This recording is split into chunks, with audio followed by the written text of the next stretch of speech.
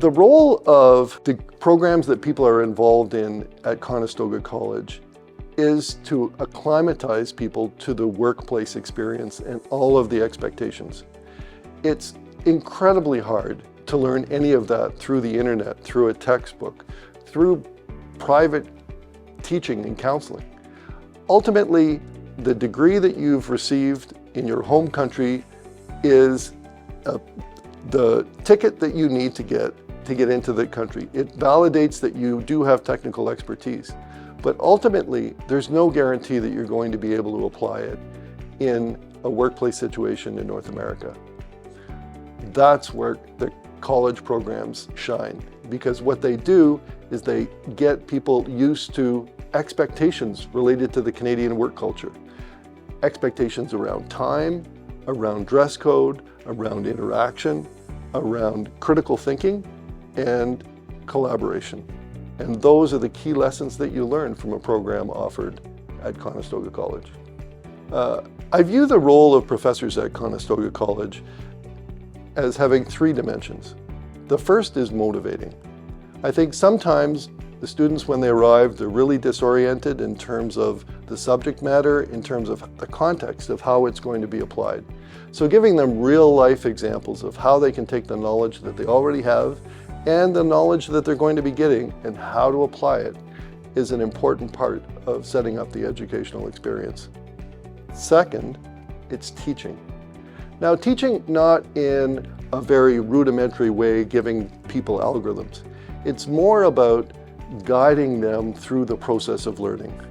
The ultimate objective of teaching at Conestoga is to make sure that the people graduating know how to learn, and it's guiding people along that path. The third role of educators, professors at Conestoga College is advocacy.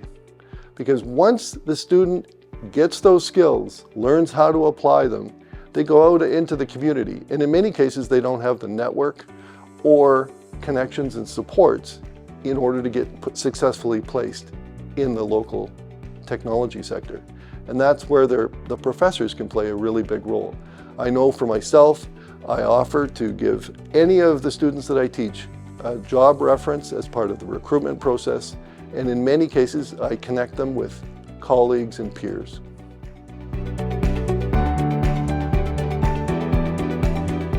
The biggest asset that I have in teaching adults and people with experience is the students themselves.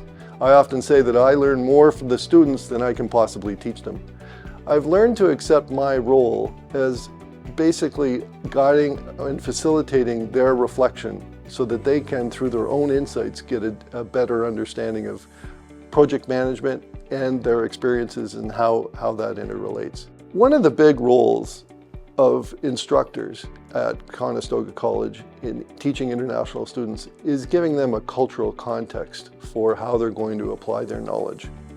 The one story that I always like to relate is related to the difference in the use of doubt versus question. In some countries, doubt and question are interchangeable. But in North America, doubt refers to a feeling, and question is an inquiry related to fact. In sharing this definition with one of my classes, I remember one of the students put her hand up and explained a conflict that she had working as a software engineer in North America. She approached her boss and explained that she had a doubt about the boss's algorithm in the software module that she was working on. Now her boss was furious because what she interpreted was that her student was questioning the validity of the algorithm. But in fact, all she was trying to do is get information about how the algorithm worked.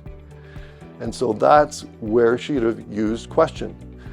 A week after the conflict, the two got back together and understood that it was just a subtle and nuanced difference between those two words that caused the conflict. At Conestoga College, I think it's incumbent on all of the professors to make sure that the students really get a deeper understanding of North American use of language.